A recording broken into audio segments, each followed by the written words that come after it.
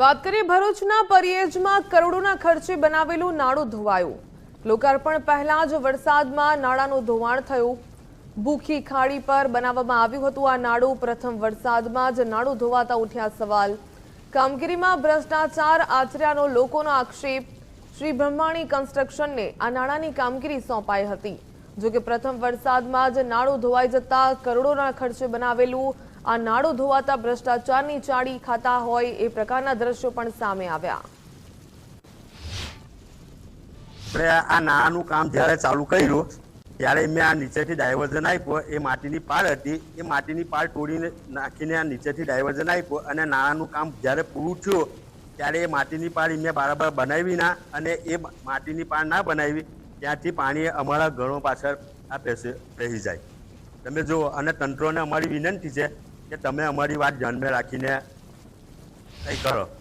ગઈકાલ રોજ ભરૂચમાં વધારે વરસાદના પગલે ભૂખી ખાડીમાં ખૂબ પાણી આવ્યું છે અને એના કારણે અમારું પરિયેજ ગામ અસરગ્રસ્ત થયું છે અને એટલે આજે વિઝિટમાં પણ આવ્યા છે। કાલે મામલતદાર પણ અહીંયા હતા। રોડ ઉપર ઓવરટોપિંગ થઈ ગયું છે અને પાણી ઉપર આવી ગયા હોવાથી અત્યારે ગામજનો સાથે સંવાદ કરી રહ્યા હતા અને જે અસરગ્રસ્ત ફેમિલી છે એમને અમે સ્કૂલમાં સ્થળાંતર કર્યા છે। એમને જમવાની, ભોજનની અને દવાખાના માટેની ટીમ પણ ત્યાં હાજર છે। બાકીની વ્યવસ્થા અમે સુનિશ્ચિત કરીએ છીએ। પરિયેજનો રોડ બેસી ગયો છે, બેન નિરીક્ષણ કર્યું, સ્થળ નિરીક્ષણ શું માનો છો? જી, અત્યારે અમે એ સ્થળ પર જ હાજર છીએ અને આરએનબી પંચાયત સાથે વાત થઈ રહી છે। એમના અધિકારી પણ હમણાં આવે છે, ચેક કરી નિર્ણય લેવામાં આવશે। એટલે 22 જુલાઈના આ નાળું તૂટી ગયેલું છે। લગભગ 1.25 કરોડના ખર્ચે આ નાળું બનાવેલું છે અને એના અંદર તમે જોઈ શકો છો આ નાળાના અંદર એક પણ હળિયો નથી મૂકેલો, સ્ટીલ કંઈ વાપરેલું જ નથી। આ નાળું હજુ તો હેવી સાધનો ગયા નથી ત્યાં પહેલાં આ નાળું તૂટી ગયેલું છે।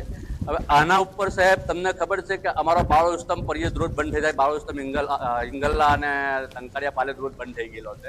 અમારું આ એક એન્ટ્રી એક્ઝિટ છે, તો આના અંદર સ્કૂલના છોકરાઓ જાય છે અને પર ટ્રાન્સપોર્ટના અંદર અમારા ત્રાલસા, કોઠી અને દયાદરા જે છોકરા ભણતા હોય તે જતા હોય છે।